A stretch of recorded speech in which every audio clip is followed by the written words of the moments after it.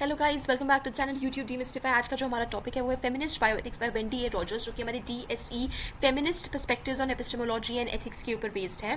सो ये बेसिकली हम बात करेंगे फेमिनिस्ट बायोएथिक्स की। अब bioethics as a field, as a discipline जो है वो 1960s या 1970s से ज़्यादा पॉपुलैरिटी गेन करने लगा, जिसमें बात की जा रही थी कि कैसे मोरालिटी और एथिक्स की ज़रूरत है फील्ड ऑफ मेडिसिन में भी, कि सिर्फ एक फिजिशियन, एक डॉक्टर जो है वो अपनी मर्जी से कोई डिसीजन नहीं ले सकता, और पेशेंट की ऑटोनॉमी इंपॉर्टेंट है, पेशेंट का कंसेंट इंपॉर्टेंट है। तो बायो एथिक्स जो है वो बहुत ही एक रेवोल्यूशनरी डिसिप्लिन था मेडिसिन में।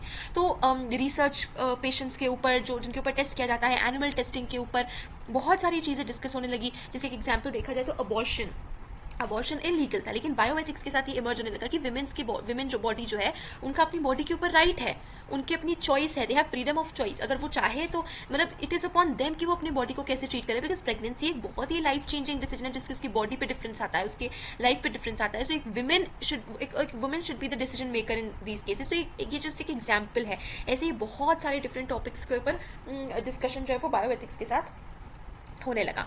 लेकिन जो बायोएथिक्स है, इसमें एक प्रॉब्लम ये थी, of course it was for the better, medicine में काफ़ी बेटर था, ये पेशेंट ऑटोनॉमी, पेशेंट केयर को लेकर काफ़ी बेटर था। लेकिन इसमें एक प्रॉब्लम ये थी कि ये जेंडर को लेकर ऑब्लिवियस था, यानी कि ये जेंडर बायसेस से फ्री नहीं था। इनफैक्ट नॉट ओनली बायोएथिक्स, क्योंकि ये तो एक ब्रांच है, साइंस एज अ फाउंडेशन को क्रिटिसाइज करा गया इस आर्टिकल में कि साइंस खुद ही एक बायस्ड डिसिप्लिन था, जिसमें रेवोल्यूशन आने की ज़रूरत है। तो ना कि साइंस, बल्कि फिलोसफी, लॉ, मेडिसिन, थियोलॉजी, हर फील्ड हम देखेंगे कि फिलोसफी में अगर हम देखें फीमेल फिलोसफर्स की बात करें, लॉ में देखें तो फीमेल लॉयर्स की बात करें, फीमेल डॉक्टर्स की बात करें, विमेन जो थी उनको सिर्फ लिमिट कर दिया जाता था रोल तक, कि सिर्फ वो नर्स रोल तक बन सकती है। हायर पोजीशंस पे जो थे या हाई लेवल फिजिशियंस जो थे वो मेल्स होते थे, मतलब मेल डोमिनेटेड था लगभग सारे प्रोफेशंस।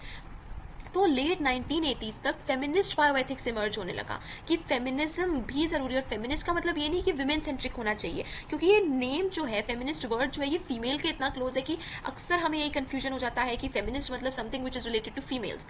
नो, फेमिनिस्ट का मतलब होता है कि मेल एंड फीमेल दोनों की इक्वालिटी होनी चाहिए। इक्वालिटी जो है वो भी कैसी होनी चाहिए, नॉट एक्जैक्टली क्योंकि मैन एंड विमेन डिफरेंट होते हैं, उनकी बॉडीज डिफरेंट होती है, तो कंटेक्चुअल इक्वालिटी होनी चाहिए, जो भी हम इस आर्टिकल में डिस्कस करेंगे। तो जो अर्ली फेमिनिस्ट है उनका फोकस कहाँ था, रिप्रोडक्टिव प्रैक्टिसेस को लेकर, अबॉर्शन हो गया या बहुत सारी डिफरेंट चीज़ें हो गई। लेकिन अ sustain critic of the assumptions and theoretical approaches of traditional bioethics emerge during 1990s। तो अर्ली स्टेजेस में तो फोकस जो था ना वो ज़्यादातर किसके ऊपर ही था, रिप्रोडक्टिव प्रैक्टिसेस, विमेंस बॉडी। लेकिन धीरे धीरे करके पूरी ट्रेडिशनल बायोएथिक्स के ऊपर ही डिस्कशन होने लगा। तो तब से फेमिनिस्ट बायोएथिक्स के जितने भी कॉन्ट्रीब्यूशंस रहे हैं, फेमिनिस्ट बायोएथिक्स के ऊपर जितना डिस्कशन हुआ है, उसने बायोएथिक्स को काफ़ी ज़्यादा शेप किया है, इन्फ्लुएंस किया है, चाहे वो ऑटोनॉमी की बात करें, और इसने बहुत ज़्यादा मेथोडोलॉजिकल डाइवर्सिटी को प्रोवोक किया है कि कैसे डिफरेंट पीपल है, डिफरेंट पेशेंट है, तो उनके डिफरेंट मेथड्स उनके साथ यूज़ होनी चाहिए, फॉर चाहे वो रिसर्च की बात कर रहे हो, चाहे वो केयर की बात कर रहे हो, चाहे वो किसी ट्रीटमेंट की बात कर रहे हो। तो बायोएथिक्स को फेमिनिस्ट बायोएथिक्स ने बहुत ही ग्लोबल फिनोमेना बता दिया, क्योंकि बायोएथिक्स, फेमिनिस्ट बायोएथिक्स में सिर्फ विमेन नहीं है, उसमें एनिमल मूवमेंट्स भी एक तरफ इंक्लूडेड थे। तो एलिसन जैगर जो है वो क्या एक्नॉलेज करती है, 3 चैलेंजेस वो बताती है, ठीक है, मतलब acknowledges the challenges of characterising feminist approaches to ethics but nonetheless identifies 3 minimum conditions of adequacy for any approach. कि अगर हमारे अप्रोच को, हम एथिक्स की बात कर रहे हैं, अब अगर हमारा एथिकल अप्रोच जो है वो फेमिनिस्ट होना चाहिए अगर नेचर में, तो उसके 3 मिनिमम कंडीशंस है। ये मिनिमम कंडीशंस फॉलो करना जरूरी है, वरना वो अप्रोच फेमिनिस्ट नहीं हो सकता, यानी equality for men and women उसमें अप्रोच में नहीं हो सकती। पहली कंडीशन क्या है, to offer action guides aimed at subverting the subordination of women, कि जिन जिन फील्ड्स में जहाँ पर विमेन को सबॉर्डिनेट करा गया है, विमेन को डिस्क्रिमिनेट किया गया है, उनको ठीक करने की, सुधारने के लिए एक्शन। दूसरी कंडीशन क्या है कि पब्लिक और प्राइवेट रियान दोनों में करना है, ऐसा नहीं कि सिर्फ पब्लिकली विमेन को अपलॉड, मतलब नॉट अपलॉड करें, पब्लिकली विमेन को इक्वालिटी मिल गई लेकिन प्राइवेट रियान नहीं, प्राइवेट एंड पब्लिक दोनों सोल्यूशन होना चाहिए। And the third one is the experiences of all women. ये बहुत इंपॉर्टेंट है, ये भी बहुत इंपॉर्टेंट पॉइंट है कि हमें सिर्फ उसको विमेन तक लाकर नहीं रोकना है, विमेन का एक्सपीरियंस भी यूनिवर्सलाइज नहीं करना है, क्योंकि विमेन की भी अलग कास्ट होती है, क्रीड होती है, अलग अलग कास्ट के होते हैं, अलग अलग रिलीजन के होते हैं, बहुत सारे डिफरेंट सोशल फैक्टर्स भी इंक्लूडेड होते हैं। तो हमारे पास उन डाइवर्स विमेन एक्सपीरियंस को भी हमें अकाउंट में लेना है। तो जैगर के बाद ये जो टर्म है फेमिनिस्ट बायोएथिक्स, इसको क्यों यूज़ किया है, to describe an approach to bioethics that takes gender to be a central analytic category, जिसमें जेंडर बहुत ही इंपॉर्टेंट है जब हम बायोएथिकल इशूज़ की बात कर रहे हैं। और हम फेमिनिस्ट बायोएथिक्स में क्या करते हैं कि जहाँ पर हमें ऑपरेशन या डोमिनेशन दिखता है कि कोई एक क्लास है वो दूसरी क्लास को ऑपरेस कर रही है, डोमिनेट कर रही है, उसको पहले आइडेंटिफाई करके उसको सुधारना, तो इस ब्रॉड डेफिनेशन में बहुत सारे डिफरेंसेस भी है, मतलब ये डेफिनेशन बहुत ब्रॉड है, बहुत वाइड है, बहुत अलग अलग फेमिनिस्ट की अलग फेमिनिस्ट बायोएथिक्सिस्ट की बहुत अलग अलग डेफिनेशन है, लेकिन हम एक बेसिक फाउंडेशन ये ले सकते हैं कि फेमिनिस्ट बायोएथिक्स का मेन मतलब है कि कैसे जेंडर को सेंटर में रखकर डिस्क्रिमिनेटरी प्रोसेसेस को आइडेंटिफाई करके चेंज करना। तो अब हम देखेंगे कि सबसे पहले बायो एथिक्स एंड जेंडर। जो फेमिनिस्ट बायो एथिक्स है ये किस नोशन के ऊपर बेस्ड है? ये है दो नोशन है। पहला ट्रेडिशनल बायोएथिक्स और उसके concepts upon the notion that both the focus of traditional bioethics and its very concepts are imbued with unacknowledged androcentric bias, कि जो ट्रेडिशनल बायोएथिक्स है और जो उसकी प्रैक्टिसेस है, जो उसके कॉन्सेप्ट्स है दोनों ही एक तरह से मार्जिनलाइज कर रही है जेंडर को। वो जेंडर को अकाउंट में नहीं ले रही है, जेंडर के साथ बोथ जेंडर्स के साथ इक्वल ट्रीटमेंट नहीं हो रहा है while considering the ethical issues that arise in the biological and life sciences. तो जेंडर जो है वो बहुत अलग अलग तरह से हम बायोएथिक्स में डिस्कस करते हैं। हायरार्कीज है, पावर रिलेशंस है, are ubiquitous within the institutions and practices of health care often to the disadvantage of women. जो बायोएथिकल प्रैक्टिसेस होती थी, मेडिकल प्रैक्टिसेस होती थी, वो ऑफकोर्स वुमेन के डिसएडवांटेज पे रहती थी। जेंडर बायस जरूर एग्जिस्ट करता था, रिसर्च में भी एग्जिस्ट करता था, बहुत सारे कंडीशंस होती थी जेंडर को ट्रैक करने के लिए, बहुत सारे जेंडर एस्पेक्ट्स होते थे, मेडिकल इंटरवेंशन, यानी कि काफ़ी इन्फ्लुएंस था जेंडर का। और प्रॉब्लम ये नहीं थी कि जेंडर का इन्फ्लुएंस था, प्रॉब्लम ये था कि वो नेगेटिव इन्फ्लुएंस यानी डोमिनेशन हो रहा था, कि एक ही क्लास जो है वो दूसरी क्लास, मेन क्लास जो है, मेल्स जो है वो फीमेल्स को एक तरह से सप्रेस कर रहे थे, डोमिनेट कर रहे थे। तो हमारे पास जेंडर पैटर्न्स दिखते हैं associated with social inequities with and the distribution of resources perpetuate women's poverty and oppression. तो हमारे पास जो वुमेन है वो मार्जिनलाइज थी as a group, male dominated societies थी, हायरार्कीज थी, इनइक्वालिटीज थी। और सिर्फ विमेन में नहीं थी, विमेन में भी ऐसा नहीं कि सिर्फ मेल विमेन को डोमिनेट करते थे, विमेन क्लास में भी डोमिनेशन था, कि जो हायर रेस के थे, हायर एथनिसिटी के थे, हायर क्लास के थे, वो लोअर क्लास को डोमिनेट करती थी। जिस वजह से हमारे पास ये बहुत इंपॉर्टेंट इशू बन जाता है कि हम बायोएथिक्स में जेंडर को ले। तो जेंडर बेस्ड हायरार्कीज जो थी वो काफ़ी बहुत ही वाइड स्प्रेड थी हेल्थ केयर में। मेन जो है वो हाई प्रेस्टीज जॉब्स को, हाई इनकम जॉब्स को डोमिनेट करते थे, और इसी वजह से डिसीजन मेकिंग जो था वो भी, डिसीजन मेकिंग पोजीशंस जो थी वो भी मेल्स के द्वारा ऑक्यूपाइड थी। तो जो डिसीजन मेकिंग भी होता था ना वो पूरी तरह से मेन इन्फ्लुएंस्ड या मेन डोमिनेटेड, मतलब मेल सेंट्रिक होता था, मेल्स को ध्यान में रखते हुए था। विमेन एक तरह से इग्नोर्ड क्लास बन गई थी हेल्थ केयर में। तो जो पर्सनल केयर दे रहे थे वो भी ऑफकोर्स विमेन को डिस्क्रिमिनेट कर रहे थे। हेल्थ केयर कंसल्टेशंस में विमेन जो थी वो ज़्यादातर पेशेंट्स ही थे, और जो ट्रीटमेंट करने वाले थे वो थे मेन। यानी कि एक बहुत ही गलत तरह से बायस हो गया था, डिवीजन हो गया था, कि मेन सारे high paying, high position, decision making jobs में रहेंगी, और विमेन या तो पेशेंट्स रहेगी या फिर छोटे मोटे नर्स में रहेंगी, वो डिसीजन मेकिंग प्रोसेस में ही इन्वॉल्व नहीं होगी। यही पैटर्न जो है ना हमें बाकी फील्ड्स में भी दिखता है, सोसाइटी में भी हमें दिखता है कि मेन जो है उनको एक्सपर्ट्स की तरह देखा जाता है, हाई पेइंग जॉब में या डिसीजन मेकिंग जॉब्स में हर जगह पर मेन पोजीशन होते हैं, और विमेन का इतना डिसीजन मेकिंग रोल या पावर सोसाइटी में नहीं था, क्योंकि मेन को कैसे देखा जाता है कि उनकी बायोलॉजी ऐसी है कि वो रैशनली बेस्ड डिसीजन ले सकेंगे, और विमेन को इरेशनलिटीज़ के साथ एसोसिएट करा जाता है कि उनके पास लैक ऑफ नॉलेज है, और इन दीज थिंग्स। सो हमें इम्प्लिसिट हायरार्कीज ऑफ नॉलेज दिखती है कि कैसे दोनों जेंडर्स में, विद इन द जेंडर हमें मेल और फीमेल में दिखता है, एक हायरार्की का डिफरेंस दिखता है, नॉलेज में, पावर में, डिस्ट्रीब्यूशन में हमें दिखता है। कि हेल्थ केयर में भी ये इनसेंसिबिलिटी थी कि विमेन की नीड्स को, विमेन की बेसिकली रिलेटेड टू विमेन जो है हमें काफ़ी इनसेंसिबिलिटी उस एरियाज में दिखती थी। तो the former manifest in viewing women largely in terms of their reproductive capacities. तो जेंडर एसेंशियलिज्म क्या होता है? जेंडर एसेंशियलिज्म यानी इन्फोर्स करना, कि जो जेंडर का डिफरेंस है ना उसमें इन्फोर्स किया जाता था कि विमेन को कैसे देखा जाता था, उनकी रिप्रोडक्टिव कैपेसिटीज़ के बेसिस पे, कि विमेन के पास पावर ऑफ रिप्रोडक्शन है जो मेन के पास नहीं है। तो विमेन की जो पूरी लाइफ थी वो किस अराउंड सेंटर थी? उनके रिप्रोडक्शन के अराउंड थी। सो जो फोकस था विमेन का, अगर हम देखें मेडिकल मैनेजमेंट में, अगर हम देखें तो वो ज़्यादातर रिप्रोडक्शन से रिलेटेड ही था, मेंस्ट्रुएशन, मेनोपॉज, और विमेन के लिए जो रिसर्च भी की जाती थी वो बेसिकली फीमेल रिप्रोडक्शन और उनकी रिप्रोडक्टिव हेल्थ को ध्यान में रखते हुए की जाती थी। यानी कि विमेन को, फीमेल्स को काफ़ी लिमिट कर दिया था एक उतने से एक दायरे में, कि reproduction is what is being talked about जब वो विमेन की बात आती है। तो जेंडर एसेंशियलिज्म जो है वो एक तो इसके ऊपर फोकस करता है कि कैसे विमेन का रोल बहुत ही लिमिट कर दिया था, या फिर विमेन के लिए जो केयर है, जो प्रोसेस है, जो थॉट्स है, वो बहुत ही लिमिट कर दिया था to their ability to reproduce. और उसी के साथ साथ जेंडर एसेंशियलिज्म जो है वो हिस्टोरिक कंटिन्यूइंग वो और किसको इंप्लाइन करता है? हिस्टोरिक एक्सक्लूजन ऑफ विमेन, कि रिसर्च में भी ना तो विमेन को इंक्लूड किया जाता था रिसर्च में, और ना विमेन के ऊपर रिसर्च करा जाता था।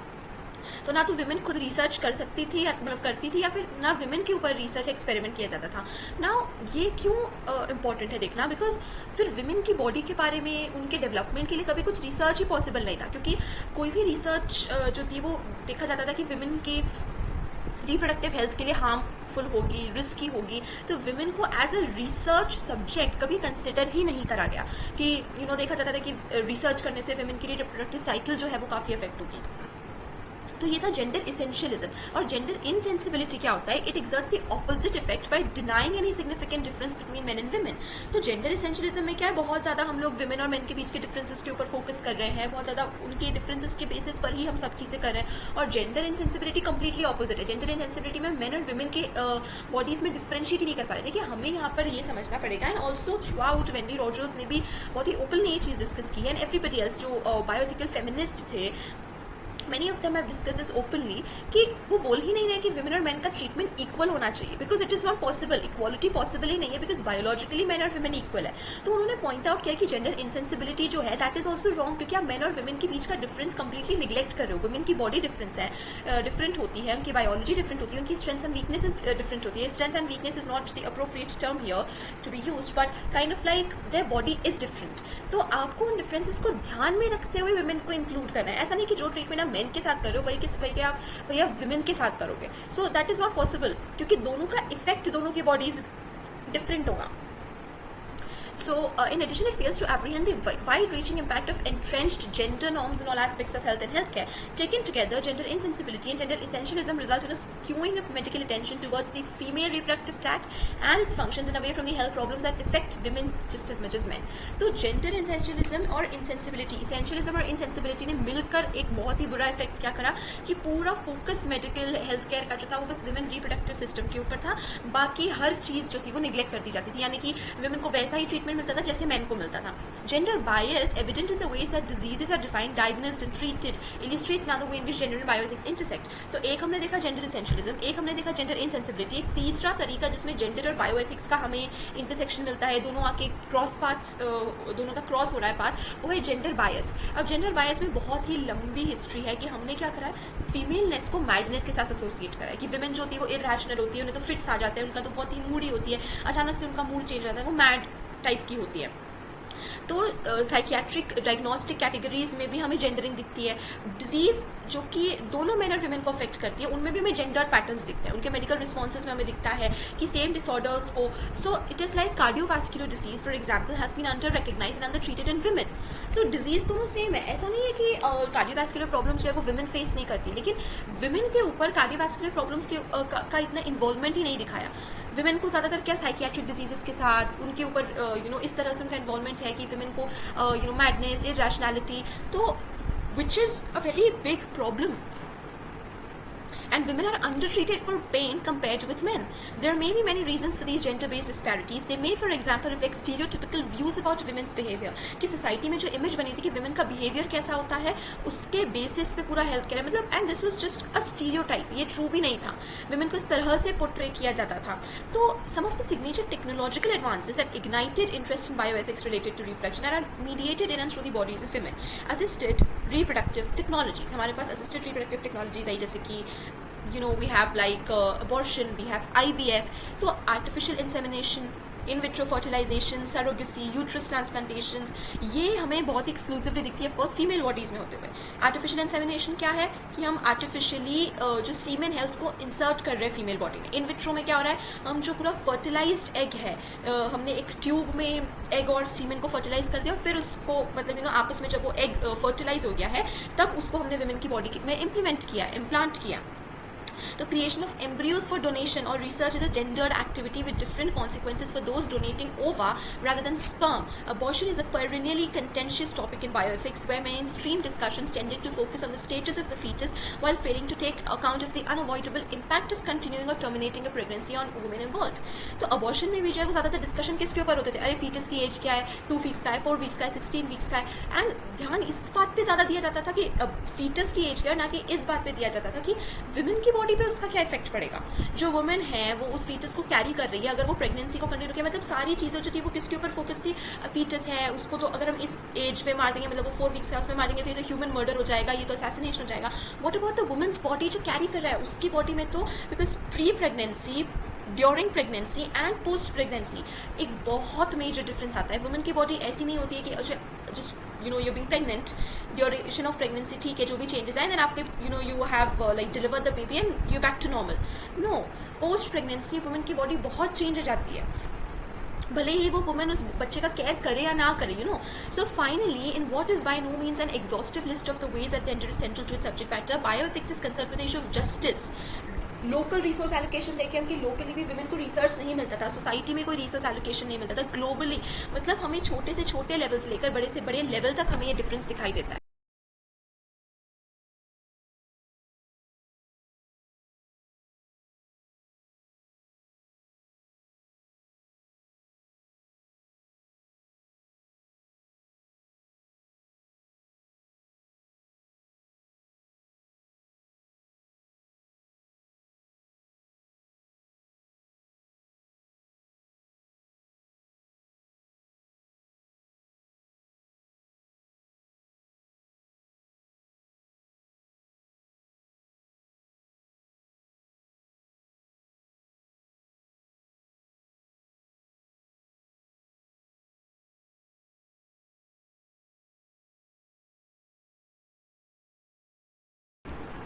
तो अगर हम ग्लोबल लेवल पे भी देखें ना, तो वुमेन को रिप्रेजेंट ही करने वाला कोई नहीं थी। Women are over represented among the socio economically disadvantage of access to fewer material resources than main.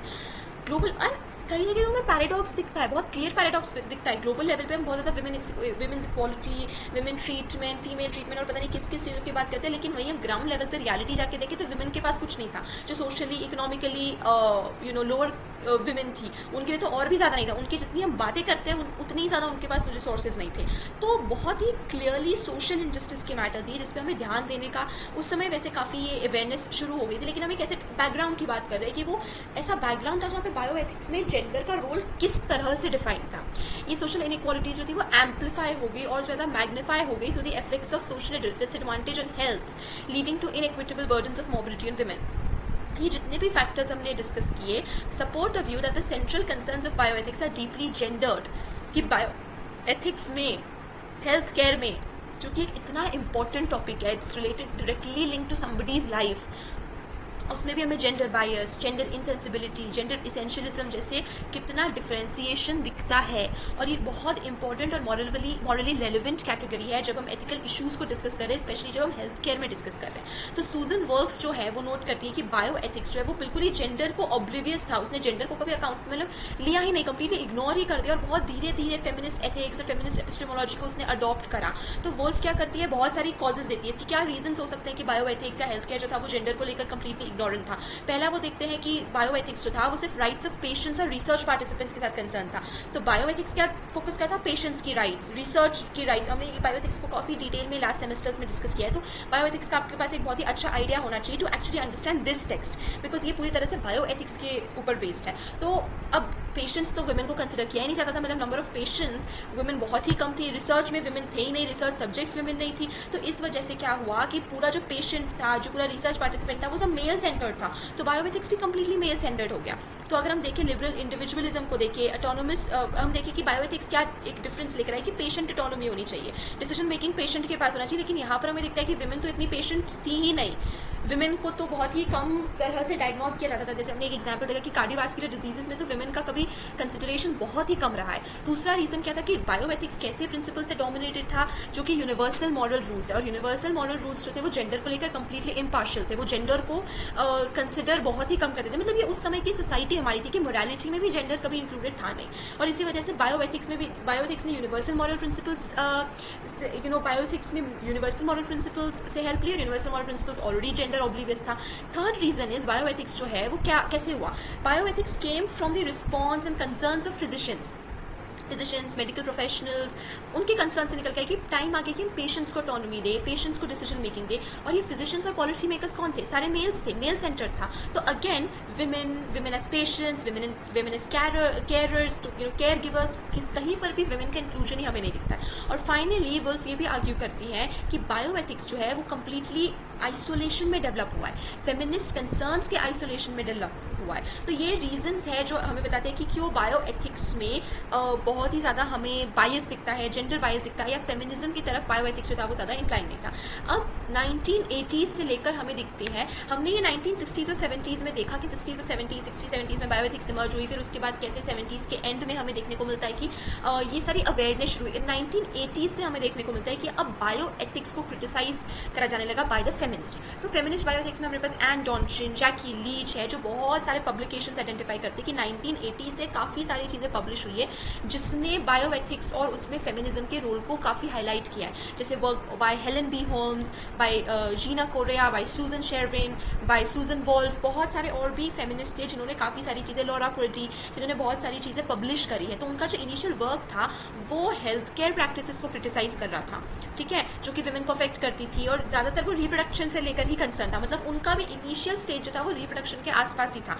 धीरे धीरे करके ये क्रिटिसिज्म्स जो है ये भी ब्रॉडन होने लगे, और इसमें विमेन एज पेशेंट्स को, विमेन का ब्रॉडर एक्सपीरियंस इंक्लूड करने लगे कि बाकी जगहों पर विमेन को पेशेंट्स की तरह व्यू करने लगे। The politics of women's health, disability standpoint, broader cultural critics of attitudes towards women's bodies, इन चीज़ों को धीरे धीरे करके इंक्लूड करने लगा। मतलब वो फेमिनिस्ट भी अब धीरे धीरे करके रिप्रोडक्शन से थोड़ा सा मूव होने लगे। वुल्फ ने अपने होराइजन्स को एक्सपैंड किया फेमिनिस्ट बायोएथिक्स में, वो रिप्रोडक्शन से बाहर निकल के, मतलब इसको इंक्लूड करते हुए, एक्सपांड करते हुए बहुत सारी चीज़ों के बारे में बात करने लगी।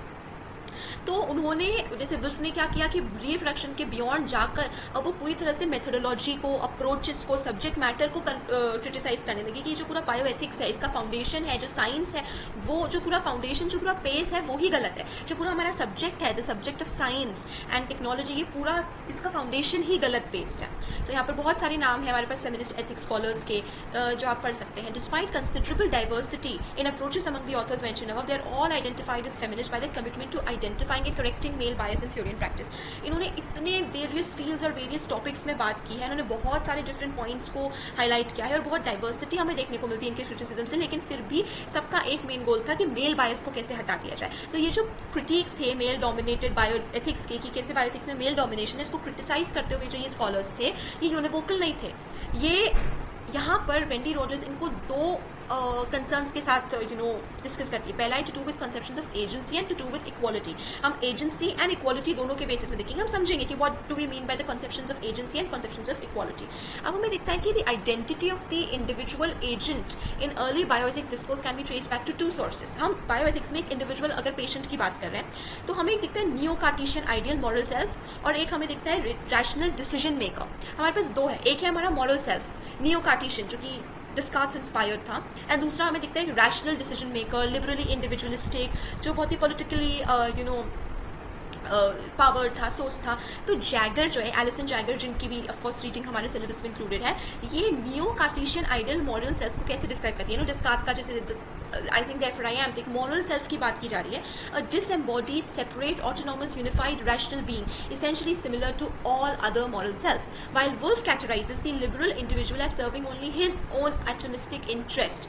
तो जो लिबरल सेल्फ था, जो रैशनल था, वो कैसा था, वो थोड़ा सा सेल्फ सेंटर था, और जो मॉरल सेल्फ था वो कैसा था, वो ग्रुप सेंटर था, वो कम्युनिटी सेंटर था। तो ये कॉन्सेप्शन ऑफ एजेंट की बात करें, हम एजेंसी की बात करें कि अब हम इंडिविजुअल को कैसे व्यू कर रहे हैं। हमने इंडिविजुअल को दो लाइट्स में व्यू किया, जैगर ने व्यू किया एक मॉरल सेल्फ की तरह, और वुल्फ ने व्यू किया एक थोड़ा सा सेल्फ सेंटर्ड को मैं बहुत ज़्यादा ईगोइस्टिक प्रिजम्पशियस की तरह नहीं बोलूँगी, लेकिन एक थोड़ा सा सेल्फ सेंटर्ड इंडिविजुअल की तरह। तो जो अकाउंट ऑफ एजेंसी है ये क्या करती है, बॉडी को स्ट्रिप अवे कर देती है। इसमें हम बॉडी, हमारी जो फिजिकल बॉडी, उसके बारे में डिस्कशन हमें बहुत ही कम दिखता है, क्योंकि हम एक सिर्फ माइंड के ऊपर ज़्यादा फोकस करें। हमारा माइंड मॉडल है, हमारा माइंड रैशनल है, लेकिन ऑफकोर्स डिसीजन मेकर जो है वो ऑफकोर्स उसकी बॉडी के बिना एग्जिस्ट नहीं कर सकता, उसका माइंड उसकी बॉडी के बिना एग्जिस्ट नहीं कर सकता। तो इंडिविजुअल की बॉडी जो है वो सेंट्रल होनी चाहिए, उसकी आइडेंटिटी में भी उसका एक बहुत बड़ा पार्ट होना चाहिए, और उसकी चॉइसेस, ऑप्शंस, हर चीज़ को शेप करती है उसकी बॉडी।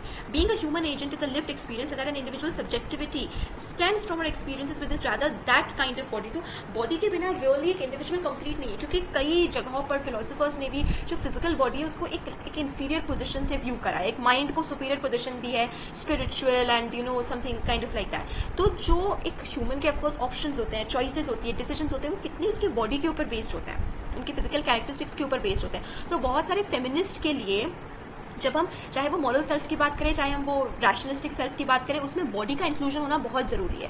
फर्दर ये हमें दिखता है कि जो एजेंट है बायोएथिकल थ्योरी का, उसका एक बॉडीली आइडेंटिटी तो है, ठीक है। अब हमने इससे थोड़ा सा हम आगे मूव कर गए, moral self and rationalistic self से आगे मूव करके हमने आइडेंटिफाई कर लिया कि हमें बॉडी को भी इंक्लूड करना जरूरी है। लेकिन जो बॉडी है अब वो मेल है, मतलब हमने सबसे पहले हमने डिस्कस किया मॉरल सेल्फ और रैशनलिस्टिक सेल्फ के बारे में। अब हम उससे जब बॉडी पर आए, अब बॉडी में ज़्यादा फोकस मेल बॉडी के ऊपर है, फीमेल बॉडी के कंपैरिजन में। तो हमें मेल्स की तरफ एक बायस फिल्ट होते हुए दिखता है कि फीमेल्स वर उनको एक इग्नोरेंस की तरफ फीमेल्स को ट्रीटमेंट मिला था, मेल एक्सपीरियंसेस, मेल वैल्यूज को सेंटर में रखा गया था, क्योंकि हमने बॉडी को तो इंक्लूड किया, फिजिकल बॉडी को तो इंक्लूड किया, लेकिन वो फिजिकल बॉडी हमारे लिए क्या थी, मेल वाली बॉडी थी। The disembodied agent of bioethical theory just happens to have characteristics that are traditionally associated with being male. तो जो हमने जब बॉडी को इंक्लूड किया भी, तो बॉडी के उन कैरेक्टरिस्टिक्स को इंक्लूड किया, उन कैरेक्टरिस्टिक्स के बारे में डिस्कस किया जो बस मेल जैसी थी। मेल के साथ हमें बहुत सिमिलैरिटीज दिखने लगी, मतलब ओपनली कभी ये ओपनली यूज नहीं किया कि मेल बॉडी, लेकिन बस हम आपको एक एग्जांपल दे सकते हैं। जैसे कि हम कई बार टेक्स्ट पढ़ते थे, तो टेक्स्ट में जब हमें एक पर्टिकुलर पर्सन को रेफर नहीं करना है, एक जनरली हमें बात करना है, सो हम ही का यूज करते हैं, ठीक है। हम शी का यूज नहीं करेंगे, हम ही का यूज करेंगे। तो एक यहाँ पर हमने सुपीरियोरिटी दे दी मेल बॉडी को, या फिर मेल को। ये अभी जो मेल जेंडरिंग हो रहा था बायोएथिक्स में हो रहा था, ये बहुत ही कोवर्ट सब्जेक्ट था, यानी कि एकदम ओपन नहीं था, ओपनली ऐसा कुछ नहीं हो रहा था कि विमेन की बॉडी को इग्नोर किया जा रहा था, लेकिन फिर भी एक तरह से कहीं ना कहीं विमेन के एक्सपीरियंसेस को, उनकी बॉडी को डिसरिगार्ड करा ही जा रहा था। और ऐसा जो अप्रोच है, it discounts the central role of the gendered body in constituting identity, ignores the lasting effects of interventions in the body and overlooks the role of the body in variating perception, consciousness and action. तो इसके काफ़ी of course negative effects थे, side effects थे, कि जिस तरह से women और उनकी बॉडी को इग्नोर किया जा रहा था। इसके एडिशन में एक बहुत ही इम्प्लिसिटली मेल यूनिवर्सल एजेंट को अडॉप्ट करा गया था, कि एक मेल पर्सपेक्टिव था, हायर पोजीशंस पे मेल थे, डिसीजन मेकर्स मेल थे, मेल की बॉडी को कंसिडर किया जा रहा था। और इसी वजह से विमेन की बॉडी एक्सपीरियंसेस को एक्सक्लूड किया जा रहा था, विमेन की बॉडी और उनकी एक्सपीरियंसेस को इंक्लूड ही नहीं करा गया। प्रेगनेंसी है, चाइल्ड बर्थ है, फिजिकल वल्नरेबिलिटी है, मतलब सारी चीज़ें जो विमेन की बॉडी ना, उनको कंसिडरेशन में इतना लिया ही नहीं गया। आप ये सोचिए कि विमेन की जो प्रॉब्लम्स हो रही है उसके ऊपर कभी बहुत डीपली रिसर्च नहीं हुई, कभी विमेन को एज टेस्ट सब्जेक्ट्स लेकर एक्सपेरिमेंटेशन नहीं हुआ, क्योंकि हर चीज़ किस पे फोकस होती थी, अगर विमेन को टेस्ट सब्जेक्ट लेंगे तो उनकी रिप्रोडक्टिव हेल्थ जो है उसको असर डालेगा। लेकिन अगर आप विमेन को as research, as test subjects नहीं लोगे, तो आप विमेन की बॉडी के बारे में कैसे जानोगे? आपको कैसे पता चलेगा कि जो इफेक्ट्स विमेन की बॉडी में आना चाहिए वो आ रहे हैं कि नहीं है? और इसी वजह से बायोएथिक्स से कहीं ना कहीं वो मोरालिटी जो है वो हट गई और एक इररेलेवेंस आ गया, क्योंकि विमेन और बायोएथिक्स एक दूसरे से बहुत इररेलेवेंट हो गए। तो जहाँ पर बॉडी आती भी थी वो ज़्यादातर किस तरह से आती थी, मतलब एक इस तरह से आती थी कि जैसे मेल्स ने देखा, मेल्स ने फिट समझा, उसी तरह से, मतलब एक अंडरस्टैंडिंग नहीं थी विमेन या उनकी बॉडी को लेकर। तो ये व्यू जो था reflected in arguments for free markets and organs और इन सरोगेसी और the grounds that the individual owns her body and can therefore sell its parts और services as one would sell other property. तो women के parts को, bodily parts को ऐसे देखा जाने लगा कि यस यू कैन, मतलब ये चीज़ काफ़ी, मतलब इस टाइम तक काफ़ी था ही सही कि एक मतलब मिसकनेक्शन था या फिर एक इम्पर्सनल कनेक्शन हो गया था बॉडी के साथ। अब एक पर्सन है, एक एजेंट है, उसकी बॉडी के ऊपर किसका कंट्रोल है? देखिए बायोएथिक्स जो है 1950 से हमने देखा बहुत मेजर चेंजेस लेकर आए, और एक ये चेंज भी लेकर आए कि पेशेंट ऑटोनॉमी भी बढ़ गई, कि अब what is best for patient वो पेशेंट खुद डिसाइड करेगा, ना कि जो फिजिकल पर्सन है, मतलब जो आपका फिजिशियन है, जो डॉक्टर है, वो नहीं डिसाइड करेगा। तो it led directly to the conception of autonomy associated with the universal moral agent of early bioethics. Feminists were concerned about the largely individualistic view of autonomy attributed to such agents, especially in its more libertarian manifestations. This view was characterized by a focus on state neutrality regarding values, freedom from interference and satisfaction of preferences through the exercise of choice. तो bioethics ने क्या किया, एक choice दे दी, bioethics ने क्या किया, patient autonomy दे दी कि it is the patient जो डिसाइड करेगा what is right for their body and not the physician. Of course physician की एडवाइस, फिजिशियन के डिसीजन मैटर करते हैं, ऐसा नहीं कि फिजिशियन को कंप्लीटली डिसरिगार्ड कर दिया, लेकिन जो end line है that would be decided by the patient. So on this account the prevention of harm to others is the only justification for interfering in an autonomous individual's uncoerced choices. However there are concerns regarding libertarian accounts of autonomy. तो ये जो autonomy patients को दी गई, ये जो freedom patients को दी गई, उसको लेकर भी बहुत सारे concerns थे कि आप जो ये freedom patient को दे रहे हो कि वो patient को decide करेगा what is best for his or her body, उसको लेकर भी काफ़ी सारे concerns थे। जैसे कि पहला concern था कि freedom from interference और negative liberties insufficient for guaranteeing autonomy, कि सिर्फ एक फिजिशियन इंटरफेयर नहीं करना है या फिर आपको बीच में इंटरफेयर नहीं करना है, सिर्फ वो काफ़ी नहीं है ऑटोनॉमी के लिए, फ्रीडम के लिए, क्योंकि ऑटोनॉमी में दोनों चीज़ें आनी चाहिए। पहली बात, ऑटोनॉमी में फ्रीडम भी आनी चाहिए, फ्रीडम ऑफ चॉइस आनी चाहिए, फ्रीडम ऑफ डिसीजन मेकिंग आनी चाहिए, और साथ ही साथ एक्सेस टू जेन्युइन अपॉर्चुनिटीज़ आनी चाहिए। मतलब पेशेंट के पास उतनी अपॉर्चुनिटीज़ तो हो कि वो एक चॉइस करके डिसीजन ले सके, उसके पास पता चले कि एक दो अपॉर्चुनिटीज़ और उसमें अगर बोला चले कि आपके पास फुल फ्रीडम है, so that is also something. दूसरा एक कंसर्न ये भी था कि जो notion of freely exercise choice fails to take account of the social context of and constraints on individual choice, कि आपने पेशेंट को ऑटोनॉमी तो दे दी, लेकिन हर केस में क्या सिर्फ पेशेंट के पास फुल ऑटोनॉमी है, हम वो सोशल कॉन्टेक्स्ट को कंसिडर कर ही नहीं रहे हैं। अगर एक पेशेंट है हॉस्पिटल में, अगर एक पेशेंट को बोला जाए डिसीजन लेने के लिए, तो हम भी जानते हैं कि practically it is not just the patient जो डिसीजन ले रहा है, इनफैक्ट कई बार तो पेशेंट नहीं, उसकी फैमिली उसके बिहाफ पे डिसीजन ले रही है। और ज़्यादातर विमेन के केसेस में तो वही चीज़ हो रही है। विमेन के केस में अगर कोई विमेन है, मान लीजिए अगर कोई फैमिली सेटिंग है, एक ट्रेडिशनल इंडियन फैमिली सेटिंग या बैकग्राउंड है, एंड एक वुमेन है जिसको मान लीजिए उसकी शादी अभी अभी हुई और शादी के 2 साल में that women doesn't want a kid, अगर वो चाहेगी कि उसे अबॉर्शन करवाना है, so will the family allow it? They won't. तो ये चीज़ कौन कंसर्न में लेगा? Many individuals have a limited palette of opportunities from which to choose, significantly constraining their autonomy. These kinds of limits cannot be remedied by non-interference alone. तो ये जो problem है, social contextual problems है, इसको सिर्फ non interference है कि अगर एक फिजिशियन है, डॉक्टर है, जो मेडिकल प्रैक्टिशनर है, वो आपकी डिसीजन मेकिंग में इंटरफेयर नहीं करेगा, सिर्फ उससे आपको ऑटोनॉमी नहीं मिलेगी इससे।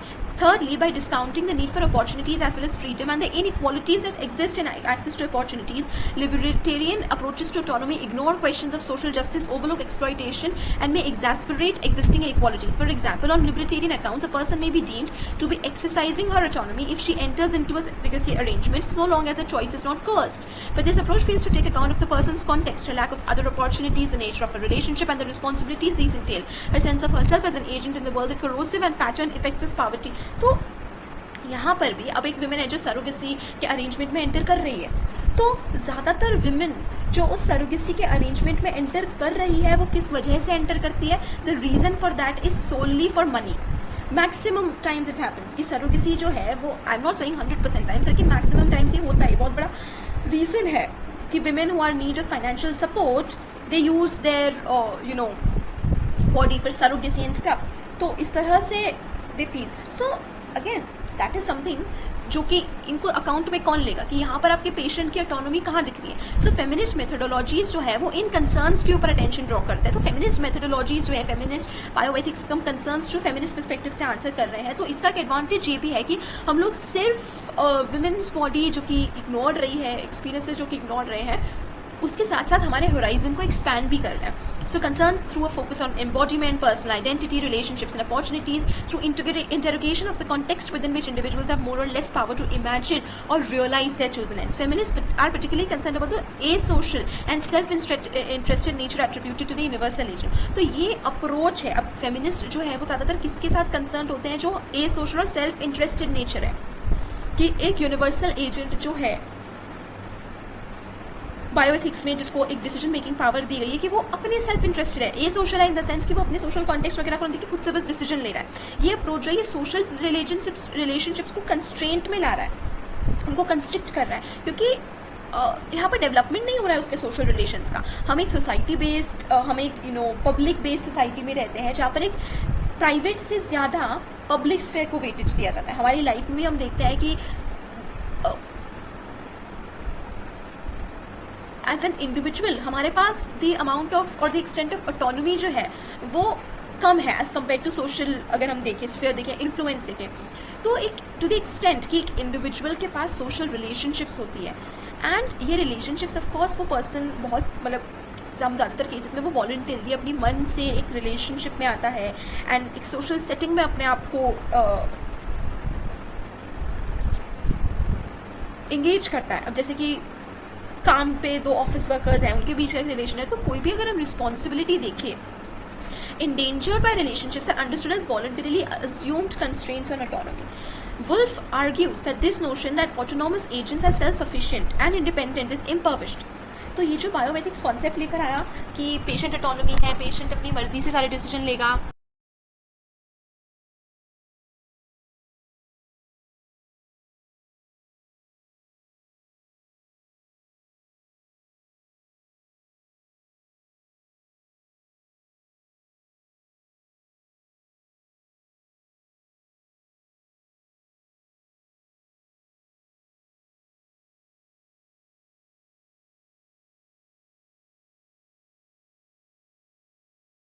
ये गलत है। ये एक तरह से एक मिथ है कि वो कम्प्लीटली फ्री होकर एक डिसीजन ले रहा है, क्योंकि उसके सोशल सेटिंग्स को, सोशल रिलेशनशिप्स को तो हम कंसिडर ही नहीं कर रहे। तो पर्टिकुलर में हम देखें, हम ये अकाउंट में ही नहीं ले रहे कि एक इंडिविजुअल जो है वो अपने रिलेशनशिप्स के ऊपर, अपनी सोसाइटी के ऊपर, अपनी फैमिली के ऊपर, अपने सोशल सेटिंग्स के ऊपर कितना ज़्यादा डिपेंडेंट है।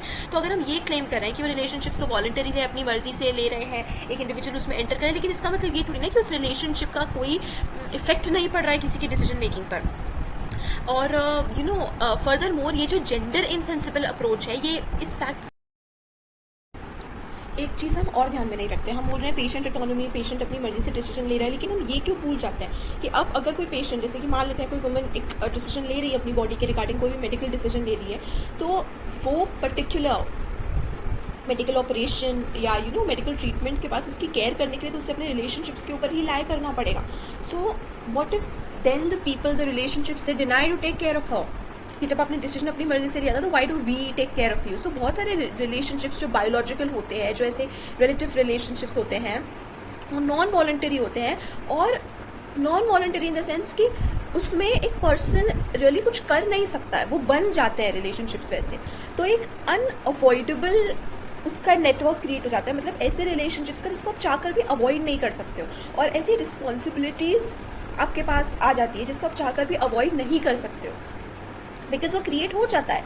माना कि ओके जैसे कि हम मैरिज, शादी, यस शादी एक वॉलंटरी डिसीजन है, दो लोग अपनी मर्जी से शादी करें, लेकिन शादी करने के बाद स्पेशली हमारे इंडियन सिस्टम में, सिर्फ इंडियन सिस्टम में क्यों, आप मैरिज करने के बाद ज़रूरी थोड़ी ना कि सिर्फ उस पर्सन के साथ आपका रिलेशनशिप है, उस पर्सन की पूरी फैमिली के साथ आपका रिलेशन जुड़ जाता है। एंड सिर्फ मैरिज में नहीं, ऐसे भी अगर हम देखें, ये हो गए पहले ग्रुप ऑफ फेमिनिस्ट के कंसर्न्स। अब एक सेकंड ग्रुप ऑफ फेमिनिस्ट है जिनके कंसर्न्स है ट्रेडिशनल बायोएथिक्स के बारे में, जो कि इक्वालिटी के ऊपर फोकस करते हैं। ठीक है, ये concern overlap to some extent with issues emerging from the critics of agency and autonomy noted above. अब यहाँ पे हमने देखा कि एक तो एजेंट के बारे में, ऑटोनॉमी के बारे में। एजेंट है जो कि जिसकी बॉडी के साथ हो रहा है, मतलब who is the decision maker, and वो कितने फ्री होकर, कितनी ऑटोनॉमसली अपना डिसीजन लेते हैं। सेकेंड ग्रुप जो है वो इक्वालिटी के बारे में कर रहा है, जैसे कि lack of opportunities, exploitation, disadvantage. अब जैसे कि जैगर है, एलिसन जैगर की भी हम लोग रीडिंग पढ़ने वाले हैं हमारे सिलेबस में। What does she do is she tracks the history of feminist debate about sexual equality, initially premised on the belief that equality before the law for men and women would lead to an end to gender-based inequalities. अब एक समय पर क्या माना गया था कि अगर लॉ के आगे मेन और वुमेन के बीच में इक्वालिटी है ना, तो मेन और वुमेन के बीच की जो इनइक्वालिटी है वो खत्म हो जाएगी, मतलब मेन और वुमेन इक्वल हो जाएंगे। अगर लॉ मेन और वुमेन को इक्वल मान लेगा तो मेन और वुमेन के बीच की जो दूरियां, जो इनइक्वालिटी जो सोसाइटी में प्रैक्टिस की जा रही है वो खत्म हो जाएगी। लेकिन लेट 1970s तक ये चीज़ क्लियर हो गई कि सिर्फ लीगल इक्वालिटी या लीगली अगर हमें इक्वालिटी मिल जाती है, उसका मतलब ज़रूरी नहीं कि सब्सटैंटिवली भी हमें इक्वालिटी मिल जाएगी। जैसे कि no fault divorce settlements in which men and women received equal shares of household assets left women in substantially weaker economic positions than men, exacerbating existing inequalities. तो no fault divorce की, ठीक है, दोनों की गलती नहीं है, लेकिन डिवोर्स चाहिए। ऐसा नहीं है कि कोई अनफेथफुल रहा है, एडल्टरी वगैरह नहीं, विदाउट एनी। कई बार होता है कि रिलेशनशिप्स डोंट वर्क, दोनों एक दूसरे के साथ सेटिस्फाइड नहीं है, so it's like no fault divorce. लेकिन उसमें जब ये देखा गया कि लीगली देखे जाने पर मेन और वुमेन को इक्वली एसेट्स डिवाइड होंगे, तो कई इंस्टेंसेस में देखा गया कि उस इक्वल डिविजन के चक्कर में वुमेन की जो पोजीशन है वो इकोनॉमिकली बहुत ज़्यादा वीकर हो गई थी। तो फेमिनिस्ट फिलोसोफर्स हैं वो ऑफकोर्स अपना दिमाग लगाते रहे कैसे इस प्रॉब्लम को सॉल्व किया जाए, और उनको पता था कि what are the shortcomings of gender insensible approaches and of the danger that initiatives intended to recognize sexual difference and redress inequalities might equally be used to disadvantage women. कि अगर वो लोग उन चीज़ों को, जो चीज़ें इनइक्वालिटी को बढ़ा रही है, विमेन को अनइक्वल पोजीशन पे ला रही है, उनको अगर एड्रेस किया जाए या उनको अगर हाईलाइट किया जाए तो वो भी विमेन के डिसएडवांटेज के लिए यूज़ किया जा सकता है. तो ये बहुत ही कॉम्प्लेक्स सी चीज़ या एक कॉम्प्लेक्स से क्रॉस रोड पे आकर हम खड़े हो गए थे इस स्टेज पर. Gilligan's key work supporting the view that there are gender differences in moral reasoning led to vigorous debates about the value of this line of reasoning. Despite differences between theorists, feminist ethics and bioethics generally assumes that gender is a morally salient feature of individuals. Rather than accepting that individuals are identical and substitutable, feminist approaches argue that unless proven otherwise, men and women are not equally situated and that equality requires taking account of gender differences. तो feminist का approach क्या लिया जाने लगा कि men and women equal नहीं है. हम जो एक क्लेम करा जा रहा है कि अच्छा अभी बायोएथिक्स में उन्होंने इशू पॉइंट आउट किया कि विमेन को इक्वल ट्रीटमेंट नहीं मिल रहा है, तो अगर विमेन को इक्वल ट्रीटमेंट दिया जाए मेन की तरह ही, तो दैट इज रॉन्ग, क्योंकि men and women are not equal. उनके बॉडी डिफरेंट है, उनकी बॉडी अलग है, उनके एक्सपीरियंसेस अलग है, उनकी सोशल पोजिशंस अलग है और अनइक्वल है. तो how can both of them receive the same treatment? तो इक्वालिटी, अब फेमिनिस्ट का आर्ग्यूमेंट क्या था कि इक्वालिटी तब आएगी जब आप दोनों के डिफरेंसेस को देखोगे, अकाउंट में लोगे और उसके हिसाब से उनके साथ ट्रीटमेंट करेंगे. अब फॉर एग्जाम्पल एक बहुत ही off the top of my head example and a very stupid example, but just to understand कि कॉन्टेक्स्ट क्या कह रहा है. फॉर एग्जाम्पल एक मेडिसिन है, लेट्स से ऑफ 150 mg की या 100 mg की, एक 100 mg is like the power of the medicine, concentration या पावर जो हम बोलते हैं मेडिसिन की. सो एक 150 mg या 150 mg मतलब 100 mg उतने पावर की मेडिसिन है, एक मेन को दी जा रही है. ओके, मेन की बॉडी पे वो काम कर रहा है, एक वुमेन को दी जा रही है, तो वुमेन की बॉडी के लिए तो वो काम मतलब वो ज़्यादा ओवर डोज हो जाएगा उस मेडिसिन का, क्योंकि वुमेन की बॉडी जो है वो ज़्यादा रिएक्ट कर रही है उस मेडिसिन को, तो वुमेन को शायद चाहिए ओनली 80 या 90 mg of that medicine. So कहने का मतलब है कि you have to take into account the differences between men and women's body. अगर आप मेन और वुमेन को इक्वल ट्रीटमेंट के नाम पे दोनों के साथ एब्सोल्यूट इक्वल ट्रीटमेंट करेंगे, so which will be wrong, क्योंकि men and women are different. तो ये व्यू जो है challenges liberal notions of justice that focus on equality as procedural fairness. तो ऐसे नोशंस जिनके लिए इक्वालिटी क्या है कि हम दोनों के साथ सेम प्रोसीजर फॉलो कर रहे हैं, वो प्रोसीजरल फेयरनेस को इक्वालिटी देख रहे हैं, ये उसको चैलेंज करें, क्योंकि उनका इक्वालिटी का स्टैंड क्या है कि दोनों के साथ सेम प्रोसीजर फॉलो किया जा रहा है, दोनों के साथ सेम चीज़ करी जा रही है. That is what is equality, कि दोनों को 150 mg ऑफ मेडिसिन देती है, the same procedure has been followed in both the cases, equality होगी. ये ऐसे इक्वालिटी के नोशंस को आर्ग्यू कर रहा है, चैलेंज कर रहा है. To pursue opportunities, accounts that fails to consider either the patterning of inequalities or the actual outcomes of fair procedures. तो feminist perspective के हिसाब से आपको प्रोसीजर को नहीं देखना है, आपको प्रोसीजर के आउटकम को देखना है. मतलब जो फोकस होना चाहिए, जो इक्वालिटी होनी चाहिए वो प्रोसीजर में नहीं होनी चाहिए, इक्वालिटी होनी चाहिए प्रोसीजर के आउटकम्स में, कि दोनों मेन में भी और विमेन में भी, दोनों में आउटकम्स. मतलब अगर वो एक डिजीज़ को ठीक कर रहा है तो मेन में और विमेन में उतने ही समय में उसी तरह से विदाउट एनी साइड इफेक्ट वो डिजीज़ को ठीक करना चाहिए. That is what is feminist are arguing कि आउटकम में इक्वालिटी होनी चाहिए. तो जो फेमिनिस्ट क्रिटिक है इक्वालिटी की, वो इम्पार्शलिटी के साथ कंसर्न है. Central to liberal notions of justice is the requirement that individuals be treated impartially by weighing the interest of each person equally. यानी कि उनको हमें एज अ ग्रुप नहीं देखना है, हमें हर पर्सन का इक्वल इंटरेस्ट लेके चलना है. तो जैगर क्या करते हैं, दो फेमिनिस्ट क्रिटिक लेकर आते हैं इसमें. पहला क्या है, Noddings 1984 account of the ethics of care is premised upon the claim that care is the natural basis of morality, in which case impartiality would lead us to care equally for all human kind. तो पहला stand है impartiality का, क्या है, care, कि care giving जो होनी चाहिए वो इम्पार्शियल होनी चाहिए. And Nordings argues, given that we cannot care equally for all, but only for those with whom we are in specific relationships, it is impossible and hypocritical to make claims about impartiality understood as a universal moral duty. Many feminist bioethics treat Nordings' ethics of care warily, as it is premised on ostensibly essentialist claims about women being better at caring than men. Nonetheless, she has been highly influential in establishing the moral relevance and gender nature of caring and care work, and the significance of the context within which care is offered. In addition, her work has contributed to debates about the respective roles of justice and care and foundations of morality. नॉर्डिंग्स क्या बोल रहे हैं, नॉर्डिंग्स का कहना है कि care एक universal चीज़ होनी चाहिए. ऑफ कोर्स हर किसी की ड्यूटी है, अगर आपका कोई पर्सन है जो आपको दिख रहा है कि इन नीड है, आपको उसके लिए केयर करना चाहिए. लेकिन ऐसा हो नहीं पाता है, हम रैंडमली जाके किसी भी थर्ड पर्सन के लिए केयर नहीं कर सकते, because we have our own relationships. And of course कहीं ना कहीं केयर जो है वो फॉल करता है हमारे रिलेशनशिप्स के अंदर. Of course we will go and take care of somebody जो कि हमारा रिलेटिव है, हमारा फ्रेंड है, हमारा नोन है. इट्स नॉट दैट कि दुनिया के किसी दूसरे कोने में जाकर हम किसी की भी केयर करना शुरू कर देंगे. That is slightly not likely thing. तो ठीक है, नॉडिंग्स का ये तो है कि यूनिवर्सल है, हम नहीं कर, लेकिन हम नहीं कर सकते. बट देन नॉडिंग्स की जो मेथडोलॉजी है, नॉडिंग्स अपनी जो रिसर्च स्टडी वो किसके ऊपर बेस करती है, जेंडर नेचर के ऊपर. कि एक डिफरेंस होता है केयर गिवर्स के बीच में. एक पर्टिकुलर जेंडर जो है are better care givers. Of course women, females are better care givers क्योंकि उनका नेचर वैसा होता है. दे आर सेंसिटिव, उनका nature are for the caring and stuff. कि ऑफकोर्स जो फीमेल्स होती हैं वो ज़्यादा ऐसी नेचर्ड होती है जो कि केयर कर सके, मतलब they are of sensitive nature and stuff. तो बहुत सारे फेमिनिस्ट जो थे ऑफकोर्स उन्होंने बहुत मतलब एक वेरली आई से भी इस चीज़ को व्यू कराए नॉडिंग्स के इस अकाउंट को कि आप एक तरह से बॉक्स कर रहे हो वुमेन को कि केयर गिवर के रोल में.